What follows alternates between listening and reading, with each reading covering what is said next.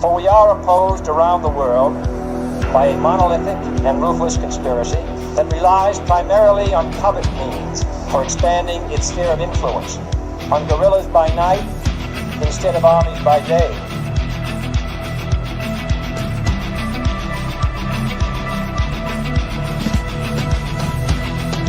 On infiltration instead of invasion, on subversion instead of elections.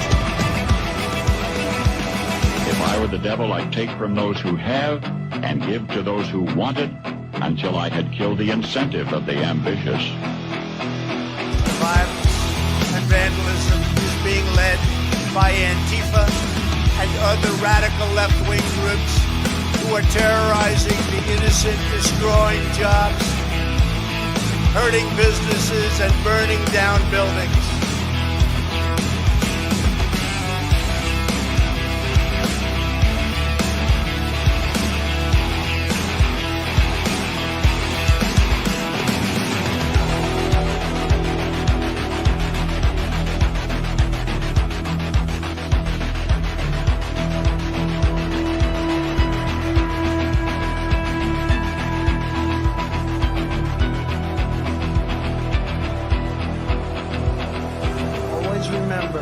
They are coming after me because I am fighting for you. That's what's happening.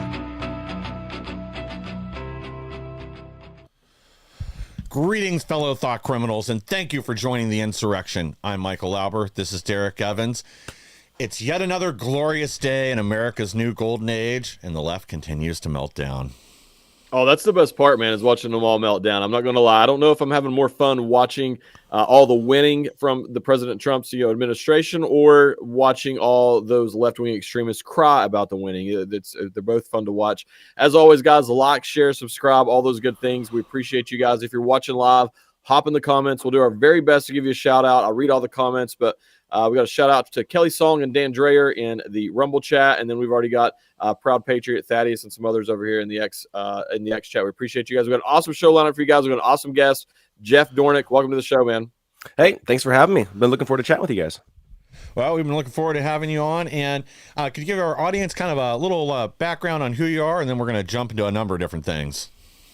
Yeah, definitely. No, so I've actually been hosting my own show, the Jeff Dornik Show, for probably the last 5 years or so, and so it's been fun building that up. I launched Freedom First Network with JD Rucker, at about the same time, and then recently I've rebranded and relaunched Freedom First as Maverick Broadcasting now with my best friend Matt Couch.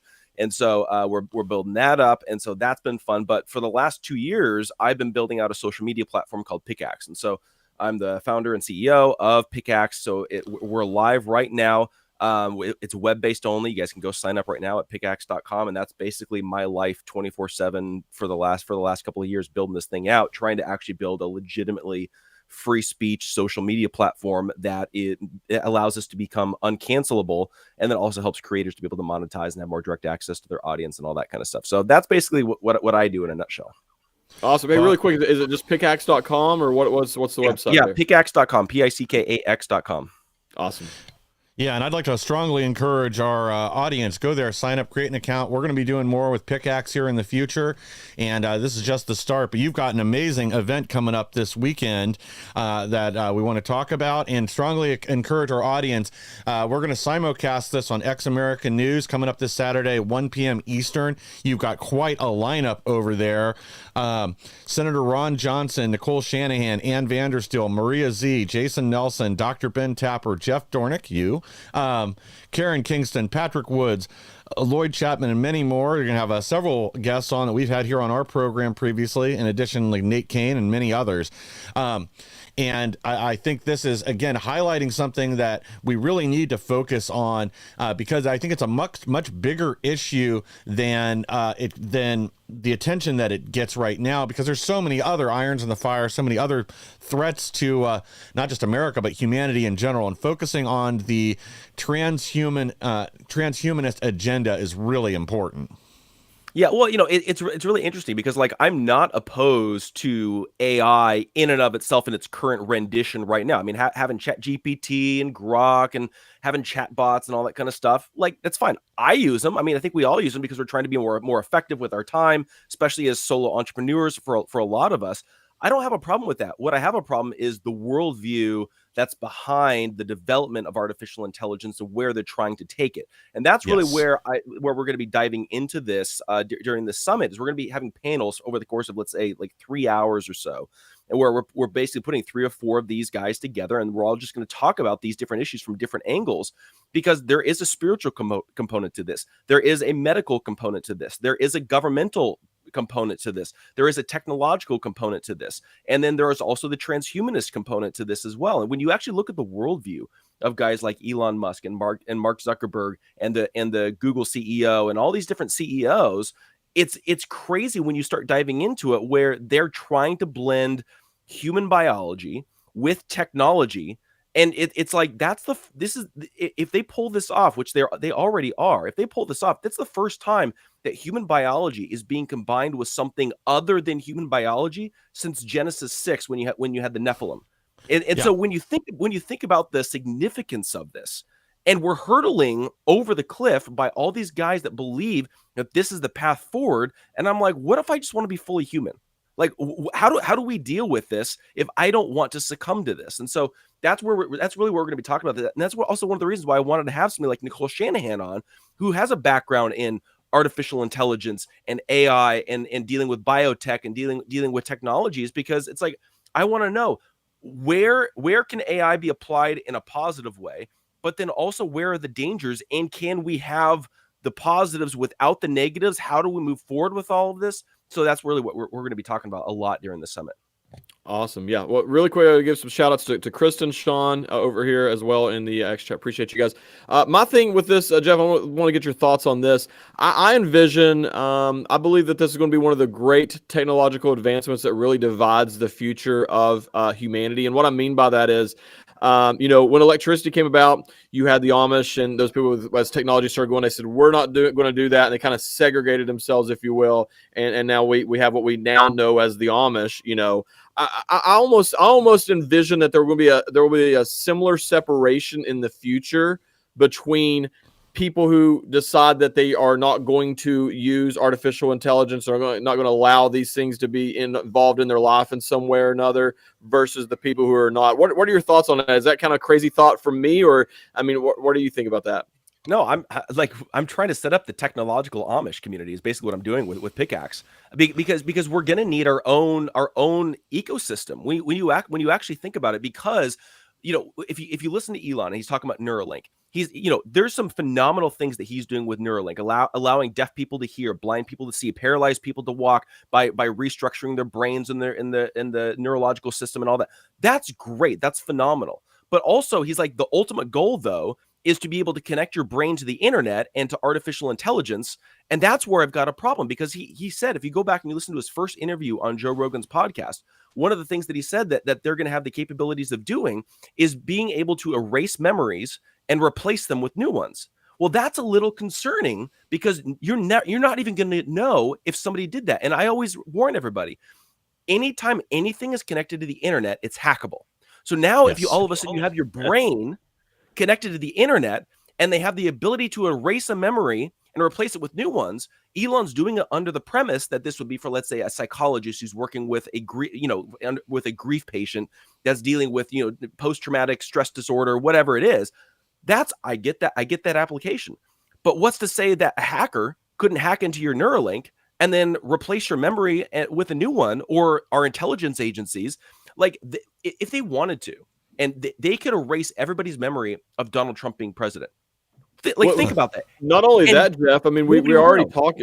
Yeah. I mean, not only that. I mean, we sit here and talk about the brainwashing that the left does to people already, and that's just through the Mockingbird media. Imagine if they had access to actually enter into your brain and program, like you're talking about, with different memories or remove memories. You talk about ultimate brainwashing. That woaltuld be ultimate brainwashing. Yeah, well, and that's one of the concerns that I have with like even this new Stargate program that Trump announced with Sam Altman and all these guys. like for a lot of people, they don't realize like the CIA had a Stargate program. Like that, Yeah. that was remote viewing. And so what they did is they had it to where they were working on getting humans to be able to remote view and see things that were happening in other places. That way they could spy on people without actually having to send a spy to that location. Well, now what they're talking about doing here is basically the same thing, except with AI. And so what they're going to be doing is they're actually connecting artificial intelligence to mRNA technology to where there will be a two-way conversation that's happening between the technology that's inside of your body with artificial intelligence. And again, the application is quote unquote righteous in the sense of what they're looking to do is combat cancer. And so they'll have mRNA that's in your body. And technology and AI and nanotechnology and all that kind of stuff. And it'll be looking at your blood. It'll be looking at your DNA, your genetic structure, and then communicating outside to their artificial intelligence that will then be able to pick apart all of your genetic code and look at the difference between the cancer cells and the non-cancer cells, see where they can fix it.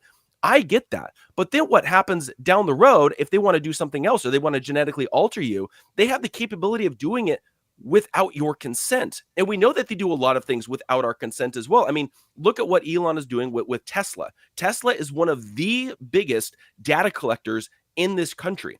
Everywhere you go, they're collecting your data. Every time you plug in your phone, you go look at the terms and conditions. If you own a Tesla, look at your terms and conditions of what kind of data they're collecting on you. They're collecting where you go. They're collecting all the information that you do with your car. But not only that, if you're in a car, even if you're in a Lyft, right? You plug your phone in to the charger that's connected to the Tesla, they're able to collect the data off your phone into Tesla. So Tesla is actually collecting all of our data. It's all funneling into XAI and their artificial intelligence. Now, it's dangerous because guess what? Guess the other project that Elon's working on? Neuralink. So all that data is going to developing this artificial intelligence that's going to be implanted in a chip in your brain. Like, does nobody see that this is a tad bit concerning? Yeah, and well, you really hit on it right there, because that's where it really gets scary is Neuralink and then the potential for read-write capability. I mean, using it to develop mRNA cancer vaccines and treat health conditions, like that's scary enough, even though there is an upside there potentially. But just as before, like we don't fully understand what all we're altering when you change DNA and you by inputting mRNA technology into it. And there could be other cancers that develop further down the line or neurological conditions because of alterations you made to try to protect somebody from cancer. But the read-write capability, like that's where things really get dangerous. Like you said, it's the ability to implant memories or implant ideas. Now people think of like the Matrix, downloading something, all of a sudden kung fu and you can fly a helicopter, but that's not the way it's going to be. And I want to really get into something else here too, that Eric Schmidt co-wrote a book with Henry Kissinger, The Age of AI and Our Human Future. And this gets into like the really scary part, like further down the line once things are implemented. They think most humans, because of reliance on AI, we're going to get stupider. We're going to lose our creative ability because we lean on AI from everything from graphics to music to writing articles now. That it's like anything else. If you don't use the muscle, eventually it atrophies and dies. And basically, the way Schmidt's looking at it is you're going to be able to put humans in two camps, like the useless eaters that will be living on a government stipend, and then a few people that'll be out there to maintain the AI, to go through the results, and then develop new directions for it to go. But basically, they see most of the world is becoming useless eaters once AI can take over for farming. Robots can do all our manufacturing and everything else. People will have all this time just to sit at home and do nothing. Yeah, well, it's really interesting. If you go back and there's an interview that Elon Musk did with Benjamin Netanyahu. It was actually right before all the craziness that happened on October 7th and all that kind of stuff. And they were having an AI summit, and Benjamin Netanyahu was interviewing Elon. And he was asking him, what's the future of artificial intelligence? And Elon said, it's going to go one of two ways. Either we're going to be in the Terminator, or we're going to have heaven on earth. And Benjamin Netanyahu is like, okay, so I know what Terminator looks like. We've all seen the movies. Yeah. What does heaven on earth look like? And Elon went on to essentially explain. I don't know if did you guys see the Pixar movie WALL-E? Did you see that movie? Yeah. Where literally everybody is just an all-consuming blob of flesh. And that's what Elon was describing, a world where we no longer have to work. We could just have access to everything. It's basically a hedonistic society where we never have to work. Well, the problem with that is that we never evolve. We never grow. Like part of being human is the struggle of learning from your mistakes, making mistakes, overcoming them, becoming a better person, none of us will be where we are today with, having shows and being able to communicate and talk and have any sort of success if you don't fail. That's one of the things that I learned playing basketball growing up, was that is that don't be afraid of making mistakes, because that's how you learn and that's how you grow. The people that are afraid of making mistakes or never make mistakes will never grow, become a better person or a better athlete or whatever that might be. And so when we're looking at Elon's prediction of where AI is going to take us, it's going to alleviate every single possible mistake that a human being could ever make. And then we're just going to be sitting there and saying, like, you know what? I'd like some food. Push a button. Oh, the food's right here. We just 3D printed it. You're good to go. You don't have to move at all. I want to travel here. Well, we don't have to travel because it's all in your brain. We can visualize it as if you're actually there and have you experience it. Like, that to me is the end of humanity as we know it. Human beings will be alive per se, but we're not actually living when you think about it. Oh, absolutely. I mean, I think back to my children, right, or parents in general with children, and what the tablet does to your kids. I mean, there's all these studies out there right now of screen time and tablets and all those things. Imagine now you're actually turning the person into a tablet. Basically, you can only imagine what that's going to do. I can tell you that if this progresses quick enough in my lifetime, and there is some sort of social divide between the people who are inserting the Neuralink into their brain and the people who are not, I will be in the camp who is not, and I will continue living my life exactly the way it is, just peachy, just fine. That honestly, that he describes, that as heaven on earth. I describe that as terrible. That sounds miserable to me to do those things, and it's really scary to think about how quickly this is moving, to the point where something else not a lot of people discuss is technology is outpacing the current laws and such that we have. And for the people who say, Elon's not wanting to do anything malicious, I agree with you. I don't think that he is, but that's besides the point. That's not preventing hackers, or once the technology is developed, it's so much easier to replicate it. So once it's been developed and pushed out there, what's to stop someone else who I'm just talking to the people who maybe love Elon and say that he would never do that sort of thing. I don't think that he would either. I don't think he's trying to do anything evil, but for those people, what's to stop someone else from replicating that and then turning it into something evil? The whole thing sounds pretty crazy to me. Well, it's a good point, and I think it is. I've always said I like Elon, but I don't necessarily trust him. Not because I think that he's sinister or evil, but because I don't trust his worldview. What he's looking at, he has this escapist worldview of where we're going to leave the planet and go colonize Mars. Because global warming and climate change is going to affect down here, and we're not going to be able to live, and blah blah blah blah blah. Okay, that's fine. He also has this transhumanist worldview. Okay, fine. It's really interesting if you go back and there's an old ABC show that I used to watch when we actually watched like television that was called Once Upon a Time, and it was where they reenacted all the old Disney fairy tales as in modern times and all that kind of stuff. And there was one character, Rumpelstiltskin, and he was kind of like the central guy that was dealing with like magic, and you never knew, was he the good guy or the bad guy or whatever it was. And the thing that Rumpelstiltskin always said, and there was this line, and he said, magic always comes at a price. And I apply that to a lot of these technological advancements as well, especially when you're dealing with interacting, transhumanism specifically, is these advancements all come with a price. The question is, what is that price? And so when we're looking at what Elon is developing, there's a lot of phenomenal applications to the technology that he's developing. However, it's also the technology that entities like the World Economic Forum need in order to usher in the Great Reset. So he's actually building the very foundation that they need to accomplish their one world government goals. You listen to Yuval Noah Harari, he says, we already have the ability to take away your free will. You essentially no longer have free will because we can manipulate you. And he's like, up until a certain point, it was from the outside through propaganda, through, outside information. But now they actually have access inside your brain. And I think that Neuralink is going to amplify that. So when you actually think about this, what Elon is doing, no matter what his intentions are, pure, sinister, selfish, capitalistic, that's fine. It's irrelevant. The application of this technology could be the end of humanity as we know it. That's what we have to be concerned about.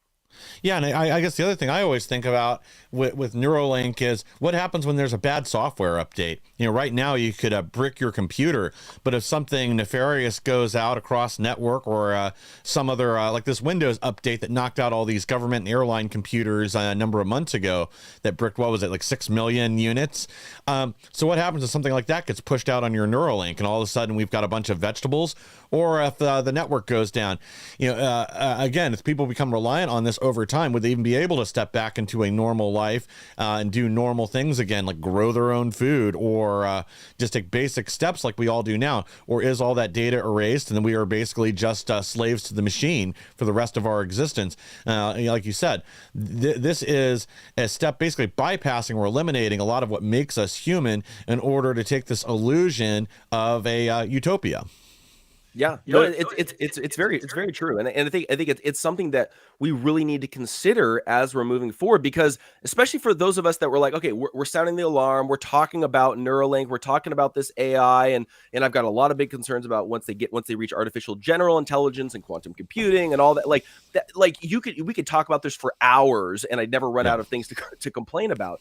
But it's really interesting because we're going to have to figure out.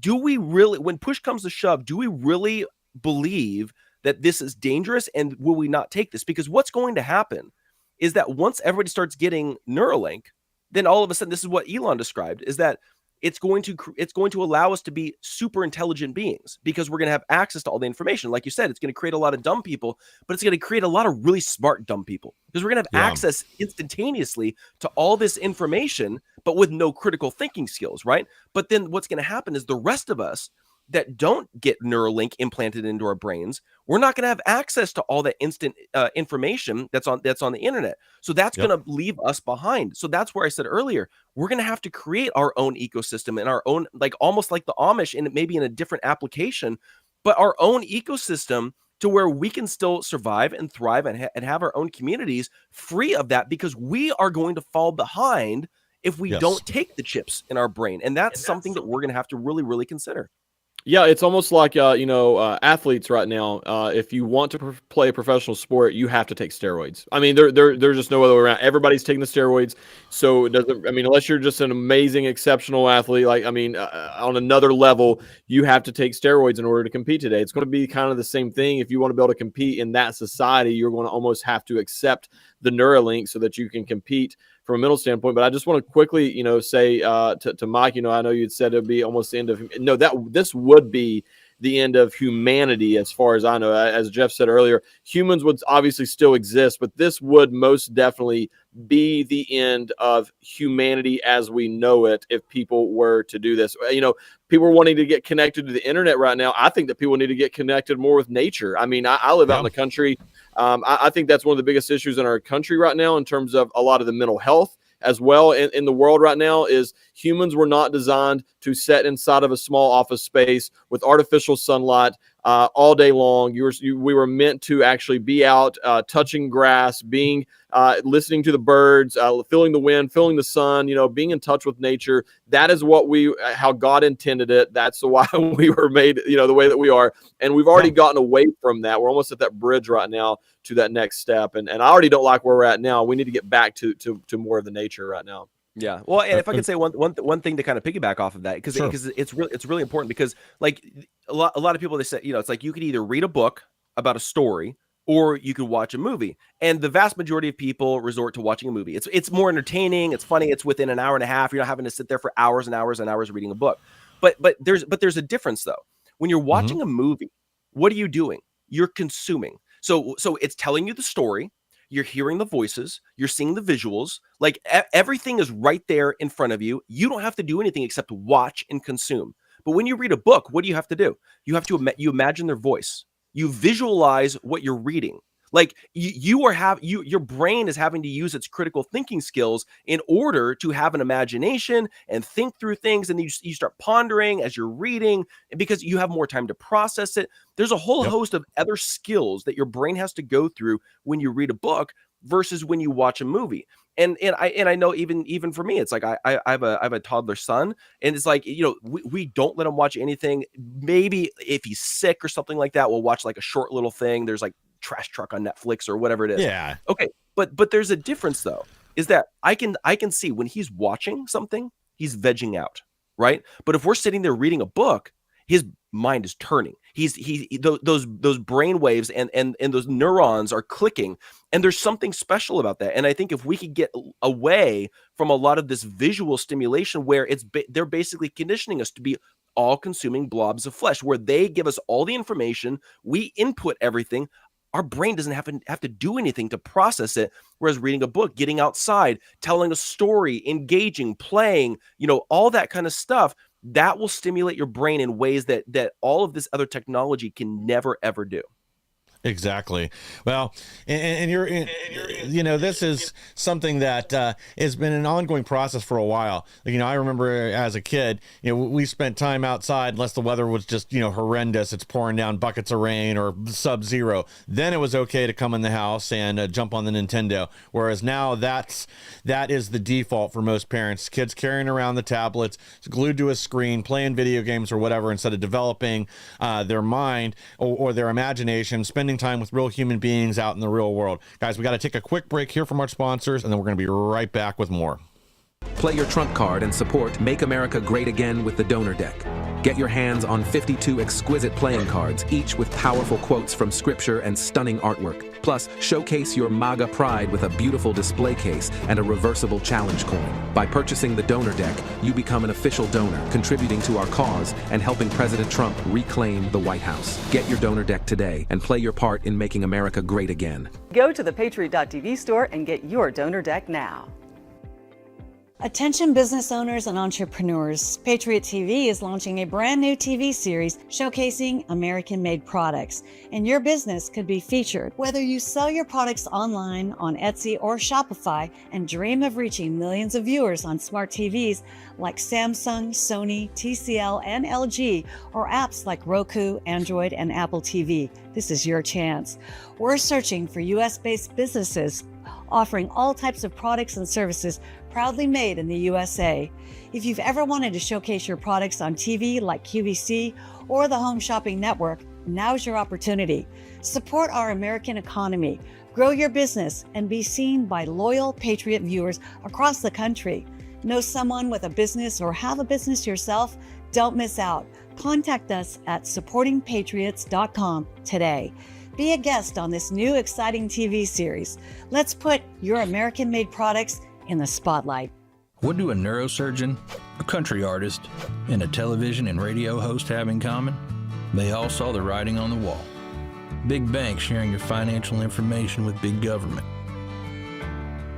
Join them as owners in Old Glory Bank, the pro-America online bank that protects your privacy, security, and liberty.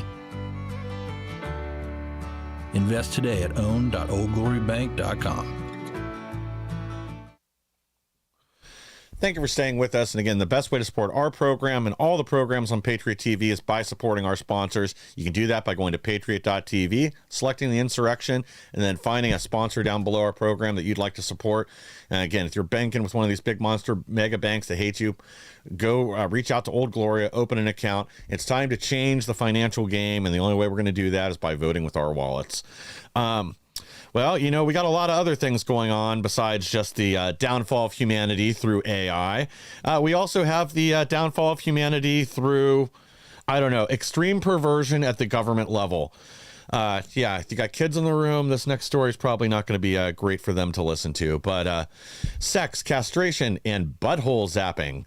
NSA, CIA confirms secret kink chat room after Chris Rufo bombshell. I'm going to go ahead and pull the next one here, too. And actually, I'm going to read his tweet. Exclusive.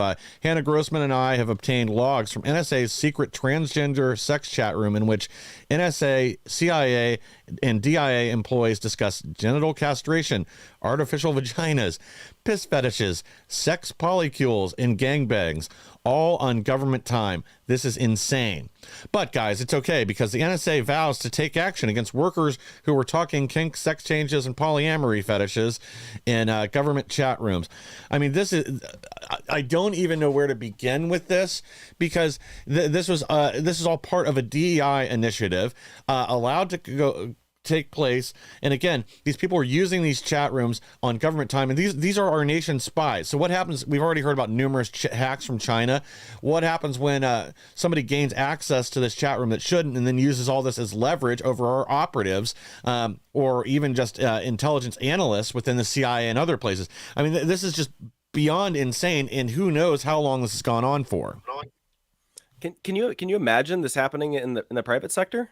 Like when you think about it, like it would be the end of humanity for that company. It's crazy too, because if you go back and you look at what happened with John Lasseter when he was running Pixar, and he got ousted because there was complaints that were happening because women said that he would look at them for a couple seconds too long, or he would give them a hug, greeting them, and his hand would linger on their lower back.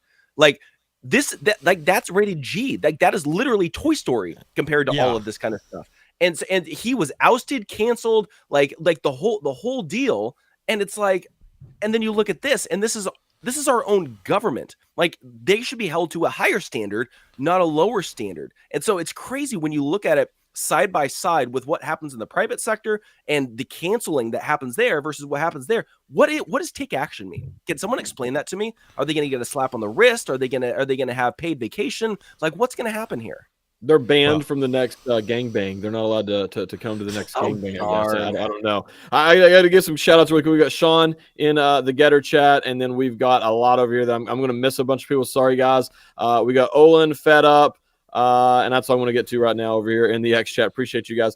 I'm not going to lie. Maybe I've been sheltered most of my life. I don't know what some of those things even are. Like, I don't know what a sex poly whatever thing is, and I don't know what an artificial vagina would be. Like, that is crazy to me. Honestly, I don't care what these people do on their own time, in their own. I mean, from a Christian standpoint, obviously, I would say, if they asked me, I would say, I'd give them the biblical reason as to why they shouldn't do those things. But from like a standpoint as a taxpayer, like, I don't care what those people do on their own time. But don't be doing these things on my dime, sitting around while you're supposed to be, working to better the life of everyone in this country. And that is what you're focused on. That is where I have a major issue. There definitely needs to be some accountability. These people definitely need to be punished for wasting our money, our time, and everything else. Not to mention a lot of these sites and stuff that I would imagine they're sharing links to, and I doubt they're having all these chats with no pictures and videos and links. I would imagine a lot of these links are also susceptible to the spyware, phishing, and all those sorts of things. And here they are on government networks, government computers, servers. And phones, servers. There we go. And they're out here, doing that. Like, that is a major issue from a security risk as an American as well. Yeah, it's great. It's crazy when you think about it. At that perspective, is that like they're literally putting our country at risk by having these kinds of conversations and sharing these kinds of links and sharing this kind of information. And so it's like, they're supposed to be the people that are protecting us from these kinds of security risks, and they're the ones that are actually opening us up to it. Yeah.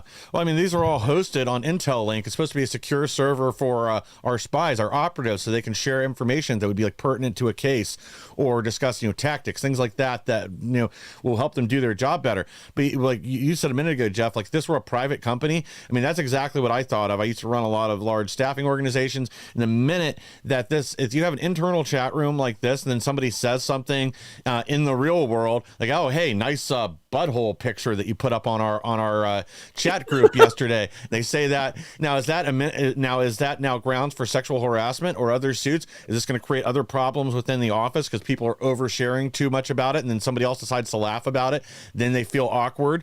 I mean, this is just setting up for numerous problems. I can't believe under any initiative, whether it was DEI or something else, that there's somebody out there that thought that this was okay and that it was ongoing for a long period of time. But again, this is part of why the American people are behind what Doge is doing right now and exposing all this stuff, because some of this is just absolutely unbelievable that anyone would move forward with this. This isn't like one or two rogue agents within the NSA setting up their own little Reddit corner and then being perverts on there. This was internal, approved by the agencies, and it was just fine for them to continue doing this. Mike, that's an excellent point. This was not just a couple of agents who had their own chat that they had going or whatever on their own phones or on their own time. This is a culture that has been fostered within the agency that has allowed this to happen. No private business would allow this to happen, just for the simple fact of what you just said of the legality from sexual harassment claims and everything else. And then I guess the other thing you ask yourself is, imagine if this was a private company that contracted with our government agencies and this was happening. They would be axed immediately. I mean, without a doubt. So these people need to have the exact same thing. And then Paul Harrell brings up a really good point. I'll end it with here. It says, on a slightly related note, pardon Edward Snowden. Maybe he left the NSA because he didn't want to work with degenerates. And that, you know what? That's a good point there on that as well. So yeah, it's like when you're actually looking at this, you're like, okay, so who are the people that are supposed to be protecting us? Like, and that's the thing, is like when you I used to work in and around like Hollywood a bit when I was younger. Worked for a company in Beverly Hills, worked for a club in North Hollywood. And like I saw what happened behind the scenes, and it was very strange as a Christian being around all this kind of stuff, because on one hand, it's like you're like, a lot of these people, they're just human beings. Like, you talk to celebrities, they're just like a regular Joe Schmo, whatever it is. But then also one of the things that I realized is that what's happening in Hollywood is a lot worse and a lot more scandalous than what you see in the tabloids. And Yes. like the things that I've heard and talked to people about, it's absolutely insane. It makes the tabloids look rated PG. But you start looking at this, you're like, but these are the people that's where this culture is coming from. So when you're looking at what's happening with the NSA and our intelligence agencies and our government officials, and you see the kind of degenerate behavior that they're participating in, no wonder our government is in chaos. No wonder our government is pushing all these horrific programs. They're lazy. They're opening ourselves up to corruption left and right. It's like, well, yeah, because they're degenerate. Look at what they're attracted to, and you'll see the kind of person that they are. As a Christian, everybody always asks me, how do I know if my pastor's a good pastor, teaches the right theology and all that kind of stuff? It's what books does he quote in his sermons? That will tell you everything you need to know. If he's quoting people that are taught that are woke, because there's so many woke Christians, they depending on which pastor that your pastor is quoting, that will tell you his theology, because that'll tell you what books he's reading. It'll tell you what kind of theology he's attracted to. Same thing applies here. Look at what they're attracted to. What are they doing? What are they sharing? What are they posting? That will tell you the kind of person that they are. And do we really want those kinds of people in our government? I would say no. Fire them.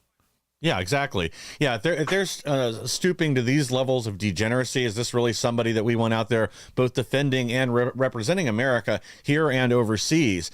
And then this also kind of goes to show why, when we found all this USAID spending for drag shows in Ecuador and transgender surgeries in Guatemala, this is why, because its government is filled with perverts like this that think this is normal, acceptable behavior or something to be encouraged here and overseas. Then this shows us where they are, and are these really the people that we want out there defending America? Well, I'm going to go ahead and just pull our next story so we can get through a few things. Again, we could stick to this one probably all day. Vegas hotel rooms, Major League Baseball stadium rentals, and more. Doge finds schools misused billions in COVID funds. And again, this is just sickening. It's yet another example of people in government or government adjacent, I guess, with some of the schools, the government schools, that they have no respect for you or your money. Instead, they look at this as being their personal piggy bank, and when funds become available, they will misuse them to enrich themselves, to entertain themselves. They'll spend every dollar that's offered to them. And there's zero accountability. The fact that there's nobody saying, maybe you shouldn't rent out that stadium with this COVID money for your event or whatever it is that you want to do, that maybe we ought to be good stewards of the people's money and put it to use in ways that'll actually build up the kids, or do something while we're forcing them all to stay home for COVID and learn off their laptops. There's no reason to be spending on these extravagant trips and other things for teachers. Yeah. Well, but so something to consider is this is a symptom of the problem of the way that our government works. And so what ends up happening is that the Congress puts together their spending bills, right? They delegate certain money for different projects and different agencies and all that kind of stuff. if they allocate a certain amount of money to an agency, the agency doesn't want to give the money back. So they're going to find different ways to spend it. And so if all of a sudden they're like, well, we're running on a surplus, we can't run on a surplus because then that'll justify them lowering our budget next time around. So we need to figure out how do we justify the expense. So then they'll hand out all these ridiculous grants. They'll take their staff to stay at the Four Seasons for a week. They'll do these kinds of extravagant, wasteful spending. But it's because of the way that our system is set up and the way that our government is set up and the spending bills are set up. And so that to me is like, we're not running our spending and our budget like a business. I don't really know necessarily structurally how to fix it, because that would take a lot more oversight. You would almost need like a CEO that's delegating money, and that the spending bills are supposed to go back to the legislature and Congress, and they're the ones that put together the spending bills and figure out where the money goes and all that kind of stuff.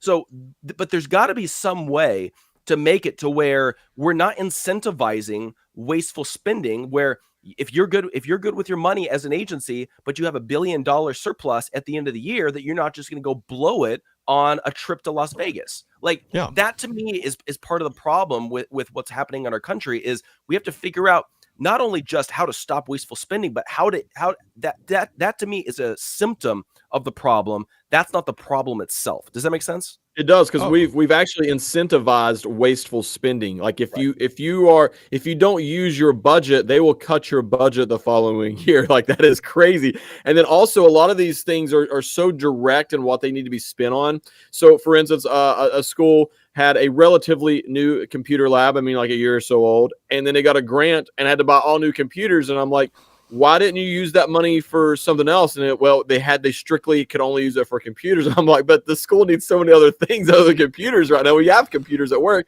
but that's what the grant said. So now they had to go out and replace all these computers, because if not, then who knows when they were going to get another grant for that. So it's very, very strict in that regard as well. I believe that the answer is obviously getting rid of the federal overreach, the federal government, and pushing this back to the states and the local communities who actually, give this money directly. Obviously, within there's going to be some sort of oversight from the federal government, but primarily giving the money to the states, who then actually know more about where this money needs to be spent. Does somebody sitting in an office in D.C., who are they to tell California, if we're going to give you this grant money or whatever, that you have to spend it specifically on this or whatever? And so I think that it needs to go back to the states, back to the local communities. And that's the biggest issue, I think, with our entire country right now, is the federal government is way too big, has too much power over the states. This is not the way it was intended to work and operate.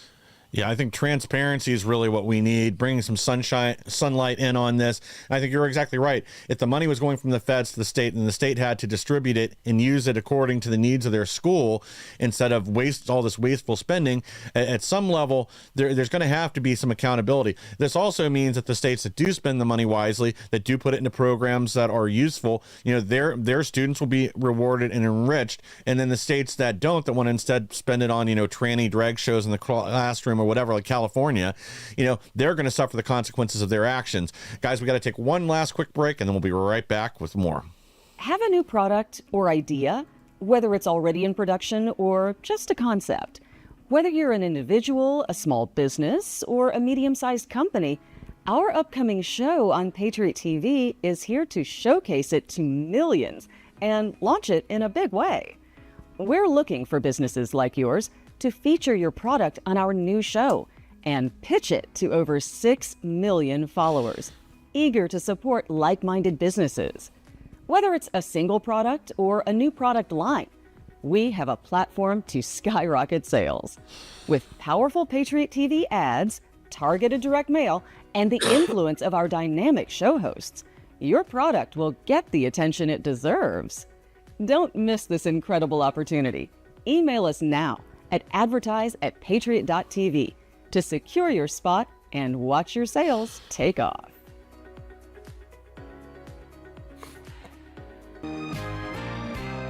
I couldn't give anything a higher endorsement. I would be remiss had I not include Cardio Miracle on my very short list of secrets. It's the real deal. It's a real product. It's not another supplement. I'm operating about 6 to 8 hours, and I've noticed that being on this Cardio Miracle has made a huge difference. Since I started taking Cardio Miracle, about 8 months into it, the benefits have been fantastic. You know, if I get hungry, then I just have a Cardio Miracle. Not only is it safe, but it's necessary to take Cardio Miracle to stay well. This let me sleep. It's filling up more energy, more get up and go. And it's all because of what this company does. For me as a doctor, Cardio Miracle is a staple. Cardio Miracle to me is hope in a glass.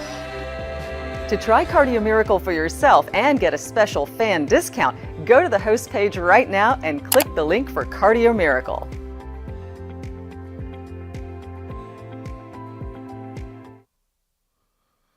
Thank you for staying with us. And again, the best way to support our program and all the programs here on Patriot TV is by supporting our sponsors. It's time to make America healthy again. I recommend you give Cardio Miracle a try. I've been using it for the last 3 or 4 weeks now. I've noticed a huge difference with my energy level. I'm not having to drink nearly as much coffee all day. I'm sure my heart thanks me. And right now you can try it with a substantial discount. Use code Insurrection or go to patriot.tv. Go to the Insurrection and then scroll down to Cardio Miracle, click it, it'll put in the link for you, and that way we get some credit for it and it helps us stay on the air to bring you the news the mainstream media doesn't want you to hear, like this breaking story. And I don't have a slide for this, but from our friend Garrett O'Boyle, you can catch him at 9:30 a.m. here on Ex American News on the American Radicals podcast with him and Steve Friend. He says FBI employees are actively destroying evidence on servers following Kash Patel's takeover of agency. I know he and Steve both have some moles still embedded with the FBI, so I'm sure this is good information. But again, it just shows you who we're dealing with. Our agencies have all become so politically radicalized that even the thought of transparency has them violating federal law. So if we can catch any of them that are doing this, they need to be prosecuted to the fullest extent. And I'd really like to see what exactly it is that they're covering up, so we know where to go after next. Let's go ahead and just pull our next story here. Obama judge who blocked Trump's ICE raid is married to far-left open borders activist funded by George Soros. Who would have thought? You know, we've found connections either to NGOs receiving money from the federal government. The judge themselves was receiving money through USAID or other organizations, or again, like this, they're married to radical leftists that are, you know, fighting for open borders, fighting for this invasion. These aren't judges that are making rulings based on the rule of law or the Constitution or anything else.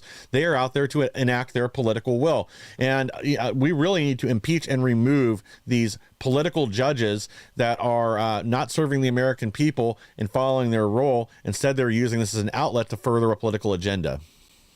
Yeah, no, it's a great point, and and we see this time and time again. The kinds of connections that the activist judges have, and it seems to me that in our current system, there's very little repercussions that they face, which allows them to go run rampant. And we've seen the weaponization of the justice system against President Trump and J6ers, and and the whole deal. And you look at the connections that a lot of these judges have. They're all bad. Like they're I don't think anybody could say, yeah, that's a fair, impartial judge that's going to be a justice over the law and uphold the Constitution. No, they're going to push their worldview. And that's part of the problem that we have. And I've had conversations with attorneys that are kind of outside the political, system about the whole justice system as well, where, what they look at is they look at precedent, right? Yeah. So if a judge makes a judgment about a particular issue, now that comes down as precedent because that's the new interpretation of what the Constitution is. And so what our entire justice system is predicated on is not our founding documents, is not the Constitution, which is supposed to be the law that the government is supposed to follow. It's what the justice system is predicated on is precedent of what another judge before them has said about a particular law or about their interpretation of it. Well, that then leads to activist judges who are trying to set precedent moving forward to push their worldview. So that's something that if we could fix our justice system, it would be to end this whole idea of precedent in our court systems, and find a way to get back to the letter of the law. And if we have to make our laws more specific, make them more specific. But what we need to do is we need to have these one-off laws, pass a law, be as specific as we possibly can about what this means and what this doesn't mean, and don't leave it open to interpretation. That's the problem that we have with a lot of this legislation. It's open to interpretation by the judges and the justice system. Absolutely. Well, kind of on the same note here that we're talking about is just yesterday, yesterday I believe it was, 14 members of an extensive illegal smuggling organization have been charged. 8 of them were actually arrested for smuggling hundreds of illegal aliens into the United States. This is all on the Department of Justice website, where they have a big write-up on that. And so that just kind of broke as well. And so, I mean, hopefully they're starting to crack down on some of this stuff. Yeah. Well, it isn't just there, but this has unfortunately been kind of how things operate for a while, that case laws used to move things forward until eventually it works its way up to the Supreme Court. But this is judges over and over again overstepping their bounds, especially related to Trump removing and firing a lot of these employees. This is clearly powers dedicated to the executive branch in the Constitution, but then we have activist judges inserting themselves into there, and I think honestly illegally, because they're trying to stop something that is a clear power of President Trump. This isn't a complaint or a valid case moving forward about anything. This power is clearly designated to the executive branch. They have to work for President Trump and his administration, and their job is to exact his will. And judges getting in the middle of that, especially, again, in violation of the Constitution, especially in a case like this where it's very clearly, and then the lack of courage from the Supreme Court and others, it's just sickening that's why we're in this part, a big part of why we're in the state that we are right now. We also have this. So Rep. Anna Paulina Luna calls out AG Pam Bondi for allegedly stonewalling release of the Epstein list and JFK files. Now, I'd like to see these out before the end of the week. They've been reviewed enough at this point, in my opinion. Get the information out there to the people, and Bondi should be proceeding forward with charges for a lot of these perverts in Congress that are on. We know that there were a huge number of video files and other things they grabbed from the Epstein Island. So we need to be prosecuting these people. There's no reason at all not to, and this all needs to be exposed to the public immediately. Yeah, no, I totally agree, 100%. Now, the one thing though is that if you actually look at Trump's executive order, and I don't know what's happened after the executive order, but the executive order wasn't to actually declassify the Epstein files and the JFK files and all that. It was to have a plan to declassify the files. And so I don't know, has Trump gotten the plan to declassify? Because what she's saying is that, well, they haven't released it yet. Well, did Trump actually declassify it yet? Or is it just still in the plan phase? And I think that's something that I don't know the answer to, but I do know that when Trump signed the executive order, it was not a declassification executive order. It was I want a plan on my desk within 15 days or 45 days in order to have a plan to declassify these files. So that's one thing maybe in Pam Bondi's defense, and I don't know the progress of that from that standpoint. Well, we obviously know that Pam Bondi is going to do whatever President Trump tells her to do in this regard. You know what I mean? So if Trump says release it, it's going to be released. If he says wait, it's going to be. So I'm not going to be upset with Pam Bondi specifically over this. I'm going to be a little bit patient on this. I know that a lot of people probably don't want to hear that. Trust me, I wanted it out on day one. I get it, but there's been so much that's happened in this first month. It's not like they're just sitting around and twiddling thumbs and not getting things done.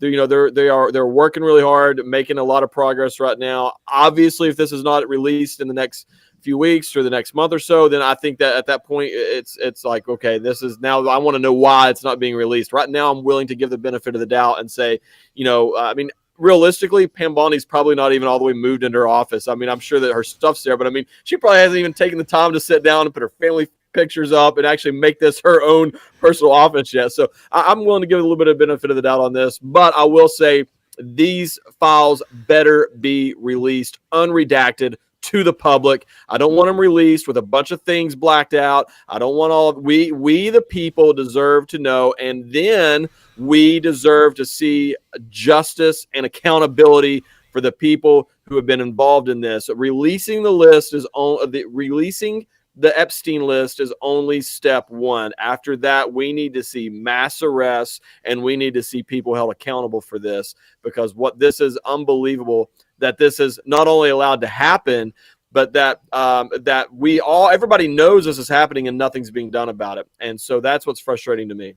Yeah, well, I would argue specifically with the Epstein case, and this probably applies to the vast majority of these things that are under lock and key and they're not releasing all the information, is that this will expose tactics that our intelligence agencies are using on a regular basis that will then get exposed, and it'll basically end that. And that's why I think that probably within the agencies, and this could be something that Pam Bondi's dealing with, that Kash Patel's dealing with, and all that, is that there are people that are dragging their feet because they're going to get exposed by participating in these. And this isn't anything new. Like, the whole Epstein thing's been going on for decades. Yes. JFK was assassinated decades ago. Like, when you actually think about this is a process that's been happening going all the way back to J. Edgar Hoover, dealing with blackmail and assassinations and regime changes and all that kind of stuff. And so when we're looking at this, like, this is an entire infrastructure and an entire culture in the intelligence agencies that, it's like they've gone unchecked until now. And all of a sudden now they're like, crap, we've been breaking the law a lot over the last 50 years. Maybe we need to do something about this so we don't rot in prison for the rest of our lives. And so I bet you that there's probably some internal butting of heads to a certain degree and covering their bases. And that would make sense why you go back, why people are, shredding files and deleting files and all that kind of stuff, is because they realize, crap, this technically wasn't constitutional for us to be blackmailing people, because if they expose Epstein, now they're going to expose Jay-Z, now they're going to expose Diddy, now they're going to expose Hugh Hefner did this kind of stuff with Playboy. Yep. When you actually start looking at this is not just about Epstein. This is about the whole entire system of the intelligence agencies. Yeah. You're so correct. The Epstein, I believe, is like the keystone to this whole big network of all these things that they're doing in terms of the child trafficking and all these things. That is why the Epstein list is so important to me, in my opinion, is getting that out there, because then I think that's the first domino. I think the other dominoes start to fall. I don't care who's on the list. I don't care. All these things, that they need to be exposed. They need to be held accountable. They need to be punished. And same for the Diddy list. And I honestly, this is going to sound like a conspiracy theorist. I don't care. I partly wonder if these fires in California were able and allowed to rage the way that they were to destroy evidence in the homes of some of Diddy's co-defendants that had not been raided yet. There's a lot of evidence in these homes, and now they've all been destroyed. I've actually wondered that, because these people are crazy. Yeah, well, I think you're both exactly right, that the real fear from the intel agencies is exposing the methods that they've used for decades, going back to Boys Town or even before that, that they don't want this exposure, and then they don't want the accountability for it. The fact that they're using this type of blackmail, or any blackmail against the American people or politicians, whoever else, to enact their will. I think what they're really afraid of is this exposes the deep state for what it is, this unelected blob of bureaucrats in the intelligence agencies and other places that are really running the government and really pushing the buttons and forcing people's hands to vote for these different things and support the bills and the legislation that they want to, that they've taken over, and they've cut the will of the people out of the equation. And that if these are exposed, the people will rise up and demand repercussions, changes, or even the elimination of some of these agencies. And I think that is their real fear, is losing the grip after spending decades creating the military, industrial, medical, information complex that's now used to lord over all of us in the censorship regime. Jeff, we're almost out of time here. Any words of wisdom you'd like to leave our audience with? Yeah, I mean, just keep digging for the truth. Don't immediately jump on bandwagons, because like a lot of times it takes a little bit of time for the truth to get out there. Whether you're talking about Pam Bondi or the JFK files or Epstein files and all that kind of stuff. And but it's just one of those things where it's like, keep looking for the truth, but wait until we actually have the evidence to jump to your conclusions. Well said. And again, I want to encourage our audience, this coming Saturday, 1 p.m., you'll be able to catch it here, simulcast on X American News. Tune in for Humanity First. I know I'm going to be watching. And again, it's time for us to take control of our government. Tell them we're in charge, and this is the direction we want you to head. Guys, thank you again for tuning in. Please like, share, and subscribe. Help us to grow so we can bring more people the news the mainstream media doesn't want you to hear.